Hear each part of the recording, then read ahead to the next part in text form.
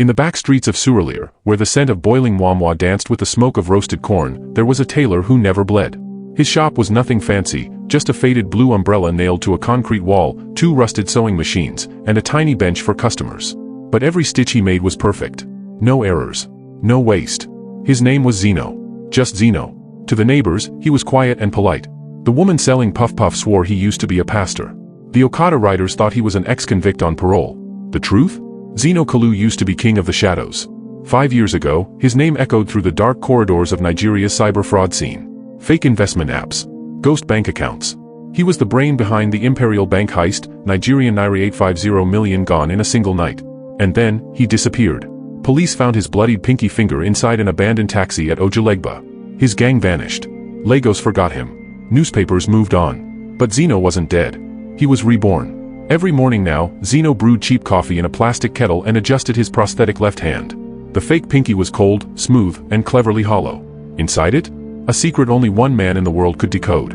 He spent his days sewing agbatas and trousers for bus drivers and mechanics. He kept his eyes low and his ear to the ground. But on this particular Thursday, something changed. A small, clean envelope arrived with his fabric delivery. No name. No return address. Just one line of calligraphy across the front. You are invited. Zino's hand stilled. He opened it. Inside was a glossy gold and white wedding invitation. The wedding of Femi McKeand. And, Behind Williams. Date, next Sunday. Venue, Lekki Phase 1, Lagos. Time, 12 noon. Zino didn't flinch. Didn't blink. But the world around him turned cold. Femi. The last person he saw before the betrayal. His second in command. The man who swore loyalty with blood and fire. And now, the same man was marrying the daughter of one of Nigeria's richest real estate magnates? Zino picked up his tailor's scissors. Held it. Then whispered, "So you're not just alive, Femi. You're thriving." He looked down at his hand, the missing finger. The one he'd given away to fake his death. "Good," he murmured. "Then you'll feel everything I felt." That night, Zino didn't sleep.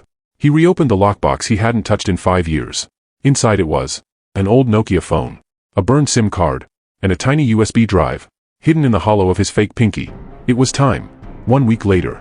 Zino sat on a danfo to Ikoyi, dressed in a faded black suit, carrying nothing but a leather pouch. He wore dark glasses now. His beard had grown in. Even his voice had changed. Nobody would recognize him, not even Femi. He had exactly 9 days to bring down a man who thought he'd buried him. Back in his Suralire workshop, Zino's sewing machine sat silent.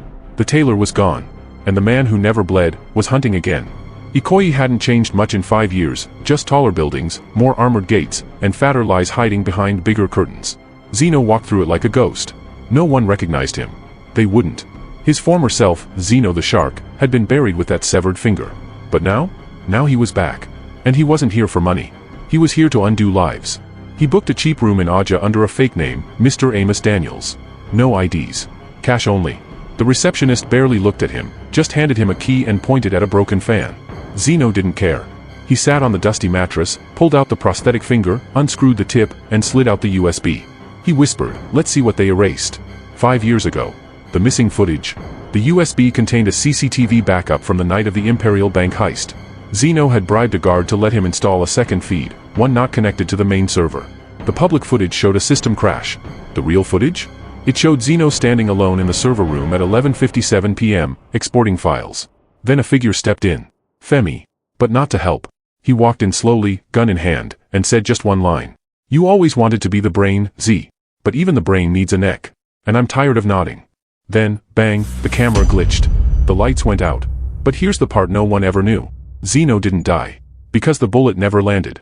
It grazed his hand, slicing off the pinky finger that Femi had marked during their blood oath years ago. Zino had planned for betrayal. He faked his death using his own flesh. It wasn't survival. It was strategy. And now, the present day. Zino closed the laptop. His eyes were calm, but his breath was fire. He had enough evidence to ruin Femi. But that was too easy. He wanted the world to watch him fall. He began small. Day 1, an anonymous envelope arrived at Femi's Lekki office. Inside, a printout of the CCTV still image, frame 11:58 and 2 seconds p.m., showing him with the gun. Day 2, someone leaked a thread on Twitter. What really happened to Zino Kalu? A thread about Nigeria's greatest financial ghost. Day 3, Femi started looking over his shoulder. Cancelled meetings. Increased security. But nothing stopped the wedding plans. Saturday night, at the rehearsal dinner. Zino sat in the back of the venue, dressed in a plain black suit. He looked like part of the event staff. His prosthetic finger was tucked safely into his blazer pocket, next to a flash drive loaded with the full CCTV footage, ready for upload. But then, something unexpected happened. A young man approached the drink stand. He was in his late 20s, sharp haircut, sunglasses on at night, and a custom suit with DK embroidered on the sleeve. Zino's breath caught in his throat. Deo. His younger brother. Last he heard, Deo was in the UK, doing legit business. But now, here he was, laughing with Femi, sipping champagne, and giving toasts like a co-host. Zino followed him outside, heart thudding. And just as Deo was lighting a cigarette, Zino said quietly, "Did you enjoy the blood money?" Deo froze. Turned. Their eyes locked for the first time in 5 years. Zino? Or what's left of him? They met in a parked car, tension heavy. Zino confronted him with the footage. The USB. The timeline. Deo cracked. "I didn't mean to betray you. I was tired of living in your shadow. Femi promised me 200 million Nigerian nairas to unlock your codes. I thought you'd bounce back." Zino was silent. "I was your brother, Zino? I didn't think it would end like that." Zino whispered. "It didn't end. It just paused." He stared at Deo long enough for guilt to melt into fear. Then he said, "You'll make it right?" Zino handed Deo a black envelope. "Tomorrow, at the wedding, you'll read every word. Into the mic. On the altar. Zino, I upload everything to EFCC and social media. You'll go down with him." Deo blinked, trembling. Zino stepped out of the car. "You picked your side 5 years ago. Now I'll tell you what side I picked." He walked off into the night, one finger missing. The wedding was perfect. White orchids lined the Lekki venue. Gold chairs. Silk napkins. A 5-tier cake imported from Paris. The guests wore aso-ebi so coordinated it looked like a royal coronation. Femi McKean stood at the altar, handsome and cocky in his all-white Igbada. His bride, Kahind, smiled like a princess stepping into a castle of dreams. The cameras rolled. Phones flashed. Everyone was watching. Everyone, except one man. Zino stood behind the lens of the official photographer, wearing a fake ID and a camera strap. His prosthetic finger was back in place. His heart? Still. He scanned the crowd. Politicians. Socialites. Celebrities. Everyone who had written him off, buried his name, and toasted to his downfall. Today, they would bear witness. The priest cleared his throat. "Before we proceed with the vows, the groom's family requested a brief word from the best man." Femi smiled. Deo stepped forward, visibly sweating, holding a small black envelope. Zino's eyes narrowed. This was it. Deo's hands trembled. He opened the note. Looked at Zino one last time in the crowd. Zino gave him the faintest nod. Then Deo spoke into the mic. "Ladies and gentlemen, I have a confession to make. My name is Zino Kalu, and 5 years ago, I helped destroy my own brother's life." The crowd fell silent. Zino Kalu is alive. He faked his death after we betrayed him. We stole his codes. We leaked his secrets. We sold him for money. Gasps. Whispers. Phones went up. Femi McKean, my partner in that betrayal, took everything. And now he's here, marrying into power.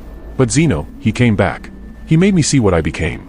Femi lunged toward him, but 2 security men blocked him. "Check the USB handed to the priest. It has the original footage from Imperial Bank. It proves everything." The priest opened the package. Inserted the USB into the projector screen. A video played. CCTV. The gun. The betrayal. The truth. Silence. Then chaos. Kahind ripped off her veil and slapped Femi. Her father stood and roared, "You thief!" Guests rose, shocked. Some filmed. Some fled. But Zino, he didn't wait. He slipped away quietly, like smoke. That night, he walked to the middle of 3rd Mainland Bridge. The city roared behind him. Cars passed, never knowing what he carried in his hands. In one hand, his old tailor suit, folded neatly. In the other, a small bottle of kerosene. He doused the cloth. Set it ablaze. Flames danced. Zino watched silently. Not as a tailor. Not as a thief. Not as a ghost. But as a man who had buried his past with fire. The next morning, back in Suralere, Zino's sewing shop was open again. The umbrella stood tall. The machine whirred. A young boy asked, "Uncle Zino, are you back?" Zino smiled gently. "No. I'm here for the first time." He reached into his toolbox, pulled out a needle, and began stitching a new cloth. This time, the thread was gold.